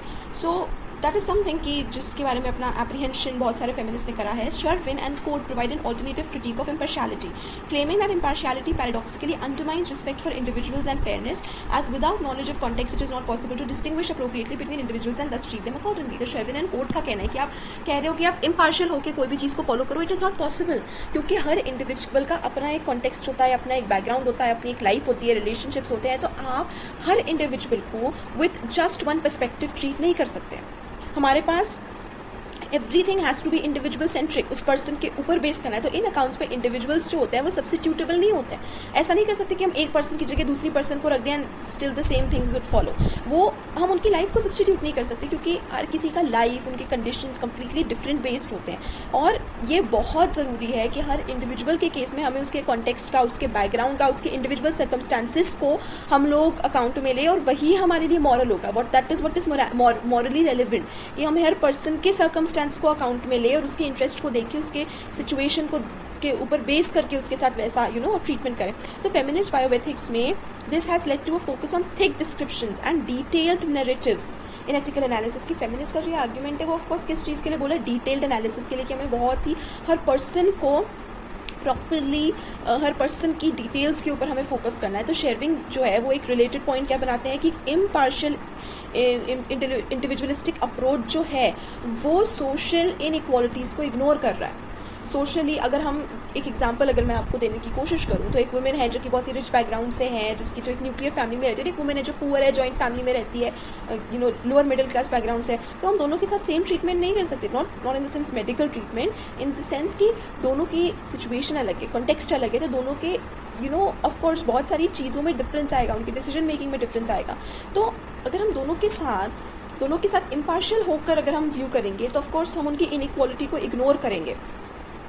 And it is thus unable to tackle inequalities that are distributed differently among identifying social groups. This brief summary focused on feminist critiques of the abstract and individualistic notions of agency, autonomy and equality seem to be implicit or explicit within early and dominant bioethical theory. तो हमने देखा कि कैसे agency, जो agent है, जो कैसे वो हम चाहे तो भी नहीं बोल सकते कि वो एजेंट कंप्लीटली फ्री होके ऑटोनॉमसली एक डिसीजन ले सकता है. वो क्यों ऑटोनॉमी क्यों नहीं हो सकती है? Of course social relationship, social context. और हमने इक्वालिटी के बारे में देखा, हमने इम्पार्शियलिटी के साथ ट्राई करके देखा इक्वालिटी कैसे डिफरेंट होती है और हमें इनइक्वालिटी में कैसे इनइक्वालिटी को भी इंक्लूड करना पड़ेगा. इक्वालिटी में इनइक्वालिटी का होना ज़रूरी है. Shaping the field feminist contributions to bioethics. Feminist bioethics जो है वो अब एक काफ़ी वेल रिकग्नाइज सब डिसिप्लिन है. अगर हम आज की तारीख में देखें तो उसके खुद के स्पेशलिस्ट जर्नल है, जैसे international journal of feminist approaches to bioethics, और नेशनल इंटरनेशनल ऑर्गेनाइजेशंस है, कॉन्फ्रेंसेज है जो इस चीज़ के ऊपर फोकस करी. तो हम आपको पहले ब्रेक डाउन करना पड़ेगा, हमें पहले समझना पड़ेगा कि सबसे पहले तो हम बात कर रहे हैं बायोएथिक्स में, यानी कि मेडिकल फील्ड में ही सबसे पहले एक एथिकल प्रॉब्लम, फिर एथिक्स में भी बायोएथिक्स, यानी जो टेक्नोलॉजिकल एडवांसमेंट हुए हैं अब उसको ध्यान में रखते हुए हम एथिकल प्रॉब्लम्स को डिस्कस कर रहे हैं. So first is ethics. Ethics in the field of biology, medicine, practicing, bioethics. Bioethics is what is ethics in the field of biology or medicine. And then हमारे पास है feminist bioethics. कि bioethics सबसे पहले तो medical field में ही problem है कि वो एथिकली फॉलो नहीं हो रहा है. दूसरी बात उस बायोएथिक्स में अब जब हम वो मेडिकल फील्ड में चेंज लाने की कोशिश करा, हमने उसको एथिकल बनाने की कोशिश करा, तो उस बायोएथिक्स में भी प्रॉब्लम है कि वो फेमिनिस्ट नहीं है अपने अप्रोच में. और फेमिनिस्ट का मतलब हमें just because of the name female centred नहीं समझना है. फेमिनिस्ट मतलब मेल एंड फीमेल के बीच में इक्वालिटी.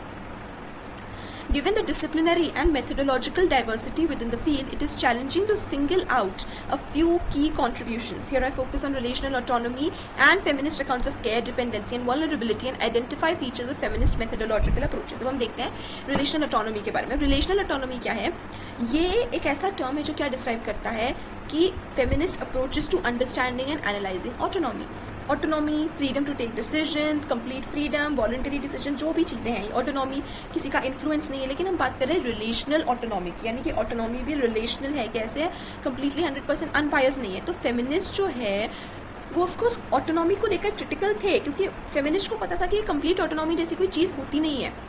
आपके सोशल रिलेशंस, आपके कॉन्टेक्स्ट उसमें इंटरफेयर करेंगे ही करेंगे. तो एक फ्री और रैशनल एक्सरसाइज नहीं हो सकती है सेल्फ सफिशिएंट एजेंट्स के बारे में कि एजेंट है, सेल्फ सफिशिएंट है और वो एक फ्री और रैशनल एक्सरसाइज कर रहा है, मतलब वो ऑटोनॉमस है. नो, जो क्वालिफायर है रिलेशनल. तो फेमिनिस्ट क्या कर रहे हैं? ऑटोनॉमी के आगे रिलेशनल प्लेस कर रहे हैं कि autonomy is a myth. Feminist का कहना है कि ऑटोनॉमी एग्जिस्ट नहीं करती है. आप जो ऑटोनॉमी एक्सप्लेन करो कि सेल्फ सफिशिएंट एजेंट है, वो फ्री और रैशनल होकर डिसीजन ले रहा है, वो ऑटोनॉमी एग्जिस्ट नहीं कर रही है. लेकिन रिलेशनल ऑटोनॉमी एग्जिस्ट कर रही है. रिलेशनल ऑटोनॉमी मतलब कि ऐसी ऑटोनॉमी जो एजेंट्स के साथ कंपैटिबल है, कि एजेंट्स एक सोसाइटी का पार्ट है, उसके साथ वो कंपैटिबल है. That is what is relational autonomy. कि ये आइडेंटिफाई हमें करना है कि एजेंट्स जो है they are part of some relationships, they are part of a social group, part of a society, और सोशल ग्रुप में फैमिली भी इंक्लूडेड है. सो उसको देखते हुए that is what is relational autonomy. So इसके एडिशन में रिलेशनल जो है वो एजेंट के रिलेशनशिप, उसके नेचर को बताता है कि एजेंट जो है वो सोशली और हिस्टोरिकली एम्बेडेड है. वो पार्ट है. To be embedded into something means to be part of something. वो सोशल पार्ट है, उसका एक सोशल पार्ट है, वो सोसाइटी का पार्ट है, उसका एक हिस्टोरिकल पार्ट है, उसकी ऑफकोर्स आप the country that we live in, उसकी history plays a very important defining role in the decision making. आज हमारी गवर्नमेंट जो है, let's say it is not attacking anybody आगे से, दैट इज़ बिकॉज एक हिस्टोरिकल कॉन्टेक्स्ट है हमारी कंट्री का कि we are never the attackers but always the defenders. So historical social context, that is what relational autonomy means. और relational autonomy के 4 की फीचर्स होते हैं, रिलेशनल थ्योरी के 4 की फीचर्स होते हैं. The first concerns the socially scaffolded nature of the skills that are required to exercise autonomy, known as autonomy competencies. So सबसे पहला is the autonomy competencies. Autonomous decisions require the individual to understand information, imagine the effects of different options, reflect on her values, make a decision taking range of relevant information into account, and so forth. These skills do not arise fully formed, rather they are developed in and through interactions with others in socially significant relationships. Autonomous decision का मतलब क्या होता है कि एक patient है, एक agent है, वो सारे पहले इन्फॉर्मेशन ले रहा है, उसको सारे pros cons, effect, side effects, positive outcomes, negative outcomes, सारी इन्फॉर्मेशन को ध्यान में रखते हुए फिर डिसीजन ले रहा है. लेकिन रिलेशनल ऑटोनॉमी में क्या होता है? ऐसा नहीं हो सकता है, क्योंकि आप सिर्फ इस इन्फॉर्मेशन, इस फैक्चुअल इन्फॉर्मेशन के बेसिस पे नहीं, आप अपने फ्रेंड्स, अपने फैमिली को कंसल्ट करते हो. आपके फ्रेंड्स एंड फैमिली आपको सुझाव देते हैं, सोल्यूशन देते हैं, सजेशंस देते हैं, जिसको बेसिस में आपको लेना पड़ता है. आज आप अगर चाहो कि आप अपने पेरेंट्स के बिना, मतलब कोई भी किसी के बिना बस अपने इंडिपेंडेंट ले लिया, नो, आपको सोशल कॉन्टेक्स्ट का ध्यान रखना पड़ता है. तो हमारे रिलेशनशिप्स एक इंपॉर्टेंट रोल प्ले करते हैं हमारी डिसीजन मेकिंग में. और ये स्किल्स जो है, no one is born with autonomy competency. Rather हम लोग एक डिपेंडेंट केयर गिविंग एटमॉस्फेयर में बॉर्न होते हैं, जहाँ पर हमें दूसरों के केयर की ज़रूरत होती है. तो रिलेशनल ऑटोनॉमी जो है वो रिकग्नाइज करता है इन रिलेशनशिप्स को, इस सोशल कॉन्टेक्स्ट को. ये होता है रिलेशनल ऑटोनॉमी के एक इंडिविजुअल जो है वो रिलेटेड है अपनी सोसाइटी से, अपने रिलेशन से, तो वो कंप्लीटली फ्री और ऑटोनॉमस होकर कोई भी डिसीजन नहीं लेता है, और उसे उस सोसाइटी के, फैमिली के केयर की ज़रूरत है. सेकेंड फीचर रिलेशनल थ्योरी का जो है वो है ऑटोनॉमस एजेंट. हमने सबसे पहले देखा कॉम्पिटेंसी कि ऑफकोर्स कोई भी जो है वो ऑटोनॉमस कॉम्पिटेंसी के साथ बॉन्ड नहीं होता है. दूसरा हम बात करें ऑटोनॉमस एजेंट की, जो एजेंट की बात कर रहे हैं. तो अगर हम आइडेंटिटी को लिए, आइडेंटिटीज आइसोलेटेड नहीं होती है. हम बात करते हैं किसी भी पर्सन की बात करते हैं, हर जगह पर we never, it's like we just never fill in the name of the person. उसके पेरेंट्स का नेम, उसके वाइफ हस्बैंड का नेम, डॉटर सन का name, these relationships are required. एक एजेंट जो होता है वो आइसोलेटेड नहीं होता है. उसकी आइडेंटिटी सिर्फ उसका नाम या उसके बारे में नहीं होता है, उसकी आइडेंटिटी में हम उसकी फैमिली नेम को इंक्लूड करते हैं. अगर फैमिली नेम को इंक्लूड नहीं करते हैं तो बाकी चीज़ें, कहाँ वो काम करता है, वो person, where does the person work and staff, वो कहाँ रहता है, किसके साथ रहता है, उसकी फैमिली में कितने मेम्बर्स है, नॉट ओनली फैमिली. तो ऑल ऑफ दीज फैक्टर्स, अगर हम कोई रेंट पे तो लैंडलॉर्ड का नाम, लैंडलॉर्ड की guarantee, so all of these things are taken into consideration एक एजेंट जो है वो कम्प्लीटली ऑटोनॉमस, उसकी आइडेंटिटी आइसोलेटेड नहीं होती है, उसकी आइडेंटिटी में बाकी पर्सन्स का भी रोल प्ले होता है. This view of socially constituted identity has implications for how we think about authenticity and about the sources and meaning of our preferences. तो हम एक इंडिविजुअल की ऑथेंटिसिटी सिर्फ आइसोलेटेडली उसके नेम के बेसिस पे नहीं लेते हैं ऑफ कोर्स. तो ये व्यू कि सेल्फ एक सोशली कॉन्स्टिट्यूटेड बीइंग है, एक सेल्फ का सिर्फ सेल्फ नहीं आता है, उसके सोशल रिलेशंस भी उसकी आइडेंटिटी को कॉन्स्टिट्यूट करते हैं. That is what is autonomous agent. मतलब हम रिलेशनल थ्योरी में बात करें कि रिलेशनल थ्योरी के अकॉर्डिंग ऑटोनॉमस एजेंट वो नहीं है जिसका नाम आइसोलेशन में लिया. ऑटोनॉमस एजेंट वो है जिसकी हम रिलेशनशिप्स को, सोसाइटी, सोशल वैल्यूज को कंसिडरेशन में ले रहे हैं. ऑटोनॉमस कॉम्पिटेंसी मतलब ये नहीं कि उसने मन से डिसीजन ले रहा है. ऑटोनॉमस कॉम्पिटेंसी मतलब ऑफकोर्स उसके सोशल कॉन्टेक्स्ट को ध्यान में रखते हुए डिसीजन लेना है. अब रिलेशनल थ्योरीज के थर्ड और फोर्थ फीचर्स क्या है? इंटरनल और एक्सटर्नल कंस्ट्रेंट्स और ऑटोनॉमी. एक्सटर्नल कंस्ट्रेंट, अब ऑटोनॉमी के ऊपर कंस्ट्रेंट्स तो है लेकिन वो कंस्ट्रेंट इंटरनल है या एक्सटर्नल है, मतलब वो खुद से ऊपर कंस्ट्रेंट कर रहा है या फिर कोई दूसरा एजेंट उसके ऊपर कंस्ट्रेंट कर रहा है. अब इंटरनल कंस्ट्रेंट में आता है self trust, self respect, self esteem, कि खुद के ऊपर उतना ट्रस्ट होना, खुद के ऊपर उतना स्टीम होना, खुद की रिस्पेक्ट होना. That is what is internal constraints to autonomous, to autonomy. की अच्छा ठीक है, मैं somebody is not able to trust कि वो खुद से डिसीजन ले पाएगा. वो पर्सन अपने आप में बिलीफ नहीं रखता है, उस पर्सन को लगता है कि मैं अभी इतना आई एम नॉट इतना कंपैटिबल कि मैं खुद से कोई भी डिसीजन ले लूँ. Self trust issues. एंड ज़रूरी नहीं है कि वो गलत ही है. It can be right. A person may not be compatible enough, a person may not be competent enough कि वो खुद से डिसीजन ले सके. बट ये internal constraint on autonomy, self respect, self trust. And just as supportive relationships can scaffold and build autonomy competency, hostile, abusive or oppressive relationships can undermine or destroy the self-regarding attitudes that enable individuals to exercise autonomy. This feature of relational theory helps to explain why a person may hold autonomy competencies but be unable to act autonomously. कि internal constraints हमें बताता है कि क्यों ऐसा हो सकता है कि उसके पास ऑटोनॉमी कॉम्पिटेंसी है, वो ऑटोनॉमस एजेंट है, लेकिन फिर भी वो ऑटोनॉमसली डिसीजन नहीं ले पा रहा. ऑटोनॉमस डिसीजन मतलब without the influence of other, interference of other decision नहीं ले पा रही क्योंकि उसके इंटरनल कंस्ट्रेंट्स ऑटोनॉमी के. और फिर उसके बाद एक्सटर्नल बैरियर्स तो होते ही हैं. एक्सटर्नल बैरियर्स मतलब उसके पास उतनी अपॉर्चुनिटीज़ नहीं मिल रही है, उसके पास उतनी चॉइसेस नहीं मिल रही है कि हाँ वो उतने चॉइसेस में से कोई डिसीजन ले पाए. तो ये फीचर्स जो है रिलेशनल थ्योरी के, ये क्लियरली बताता है कि ऑटोनॉमी और justice by identifying that freedom to make choices is not sufficient to guarantee autonomy. कि सिर्फ उसको चॉइसेस दे दिया, उसको इतना फ्रीडम दे दिया कि हाँ आप कोई भी चॉइस कर सकते हो, वो सफिशिएंट नहीं है. क्योंकि आपके पास फ्रीडम तो है लेकिन क्या आपके पास सच में उतनी चॉइसेस हैं, सच में उतनी अपॉर्चुनिटीज़ हैं? नहीं. Relational theory has been hugely influential in feminist bioethics. Relational theory बहुत ज़रूरी है क्योंकि फेमिनिस्ट के लिए एक बहुत इंपॉर्टेंट स्टेप रहा है, क्योंकि ये एक बहुत इंपॉर्टेंट क्राइटेरिया है ये देखने का कि हर चीज़ एकदम इंडिपेंडेंटली ऑटोनॉमसली लेकर नहीं की जा सकती. और रिलेशनल थ्योरी जो है, it has helped to develop accounts of self-trust, informed consent, conscientious autonomy, public health ethics, healthcare ethics. इन सब चीज़ों के बारे में डेवलपमेंट के लिए रिलेशनल थ्योरी बहुत हेल्पफुल रही है. तो जो मॉरल सेलियंस है of relationship figures prominently in feminist contributions to our understanding of care, dependency and vulnerability. Regarding care, Gilligan का क्या आर्ग्यू है कि for a form of moral reasoning specific to women that prioritizes care and relationships of care in contrast to the justice orientation or attributed to male moral reasoning. On her account, the highest level of female moral reasoning is characterized by an individual considering what is best for herself and others, taken as a relational unit. Nodding, who identifies her work as feminine rather than feminist, takes care to be fundamental moral virtue of women. जैसे नॉर्डिंग्स का हमने already account देखा था कि नॉर्डिंग्स क्या करता है, care को एसोसिएट करता है विमेन के लिए कि women are the better care givers. कि one caring and care for Noddings, care is specific occurring between identifying individuals and providing the care for with a model for future relationships. The ethics of care has been highly influential in nursing ethics as this approach provides a theoretical framework for the practical work of providing patient care. तो हमने care के बारे में भी बात की, care, dependency, vulnerability, क्योंकि यही चीज़ें हैं. Discussion about these things, theory about these things है जो प्रैक्टिकल स्फीयर में हमें डिफरेंस ला के दिखाएगा. बहुत सारे जो है वो डिसएग्री करते हैं गिलिगन और नॉर्डिंग्स के साथ कि नहीं केयर विमेन सेंट्रिक क्यों है, नहीं होना चाहिए, होना चाहिए. लेकिन जो रिकग्निशन है रिलेशनशिप से वो of course are not between equals और उसमें सम फॉर्म ऑफ डिपेंडेंसी होती ही है. And has been highly influential on thinkers such as Sarah Ruddick and Eva Kitte.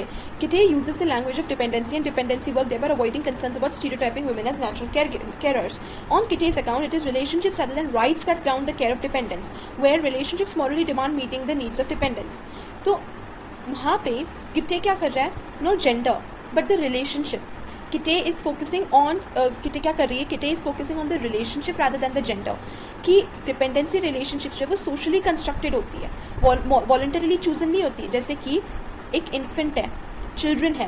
So she bases her account of equality in the notion that we are totally dependent as infants and children, and that our very survival is premised upon the labors of some mother, making dependency a universal shared experience.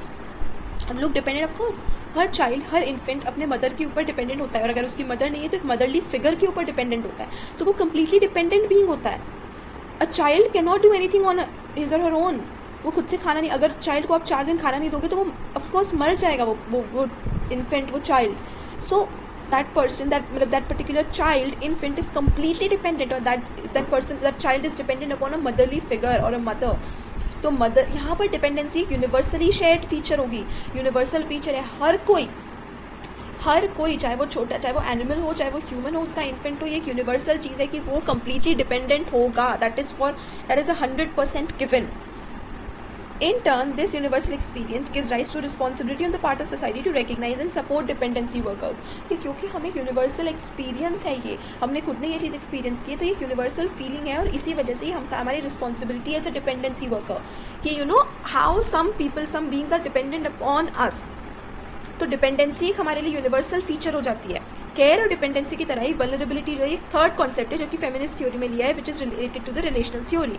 तो vulnerability का concept क्या होता है? Is foundational bioethics surrounding protection for patients and research patients की. जो patients होते हैं, जो रिसर्च पेशेंट्स होते हैं, वो वल्नरेबल होते हैं. The concept was little theorized, leading at times to a labeling approach associated with stereotyping and discrimination.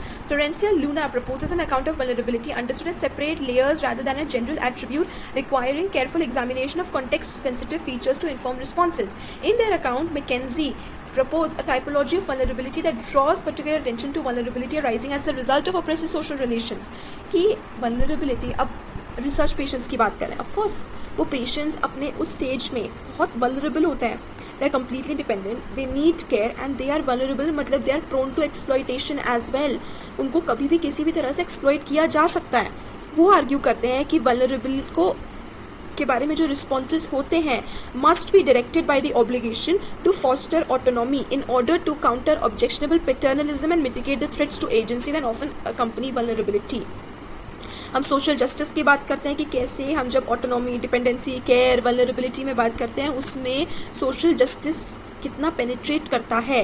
Social justice बहुत ही इंपॉर्टेंट है डेवलपमेंट के लिए, कि हम अगर हमें ऑटोनॉमी को डेवलप करना है उसके लिए सोशल जस्टिस ज़रूरी है, और इसको अचीव करना इसमें ज़रूरी है recognition of inequalities including those that are gendered. कि हम इनइक्वालिटी को इग्नोर नहीं कर सकते, हमें इनइक्वालिटी को इंक्लूड करना पड़ेगा, सिर्फ तभी हम इक्वालिटी को ला सकते हैं. और सोशल जस्टिस में भी हमारे पास ज़रूरी है कि हम इस इनइक्वालिटी को आइडेंटिफाई करें और उसके बेसिस पे हम काम करें. शेरविन इस लाइन ऑफ रीजनिंग को डेवलप करते हैं अपने वर्क में, ये आर्ग्यू करते हुए कि सोशल और इंस्टीट्यूशनल कॉन्स्टिट्यूशन पे हमें फोकस करना है. सोशल एजेंट चैलेंजेस होते हैं, इंस्टीट्यूशनल चैलेंजेस होते हैं, कॉन्स्टिट्यूशन होते हैं, और एक एजेंट हमें समझना पड़ेगा कि एजेंट जो है वो एक सिंगुलर एजेंट नहीं है, उसके सोशल रिलेशंस, उसका इंस्टीट्यूशन, वो उस सबका पार्ट है, और हमें उस सबको ध्यान में रखते हुए उसके लिए डिसीजन लेना है. Feminist accounts of public health ethics are likewise premised on the demand for social justice, partly in recognition of the connections. हमें इन कनेक्शंस को इग्नोर नहीं करना है, इन कनेक्शंस को ध्यान में रखते हुए डिसीजन मेकिंग लेना है. तो जैसे बेलिस भी आर्ग्यू करते हैं कि एक relational account of public health हमें लेना जरूरी है, illuminates the ways in which health policy decisions need to be shaped. तो यहाँ पर that is what is important, public health account, social relations, institution, society, social groups, और इसके addition में substantive contributions to theory feminist approach have had a lasting impact upon methodology bioethics. There is no single feminist methodological approach to bioethics. Nonetheless, it is reasonable to claim that feminist bioethics is characterized by an interest in rich empiricism, attention to lived experiences, and explicit recognition of one's own perspective or standpoint. Feminists favor an expanded understanding of the dimensions of moral reasoning in contrast to the abstract principalism.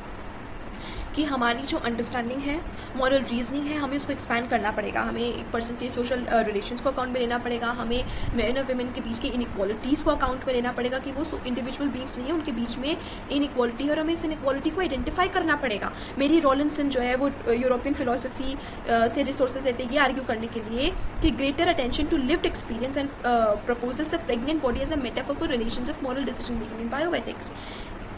Post modern approaches provide another avenue for critiquing claims about universalism to build a more particularistic feminist framework. Philosophy of the body has proved to be useful tool in investigating the moral dimension. जो हमने philosophy of body के बारे में पढ़ना शुरू किया उसने और ज़्यादा हमें अंडरस्टैंड करने में हेल्प करी है. ये सेक्शन जो है हमने इस पूरे सेक्शन में क्या डिस्कस किया कि कुछ मेन कॉन्ट्रीब्यूशन फेमिनिस्ट एथिक्स का, स्पेशली रिलेशनल थ्योरी कितनी इन्फ्लुएंशियल रही है. रिलेशनल थ्योरी में हमने autonomous agent, autonomous competency, internal और एक्सटर्नल कंस्ट्रेंट्स टू ऑटोनॉमी पढ़ा. हमने केयर, डिपेंडेंसी, वल्नरेबिलिटी हमने उसके बारे में पढ़ा. और फेमिनिस्ट बायोएथिक्स जो है has moved far beyond an early focus on reproduction. तो रिप्रोडक्शन से भी बहुत बियॉन्ड गया है वो. हमने बहुत सारी चीज़ों के बारे में इसमें बात करी है. और international journal for feminist approaches to bioethics reveals growing interest in globalism and attention to the way that national domestic issues reverberate on a global scale. Investigation into long term care needs of ageing population, wealthy countries, मतलब कि क्या future directions है और future में क्या क्या चीज़ें हैं.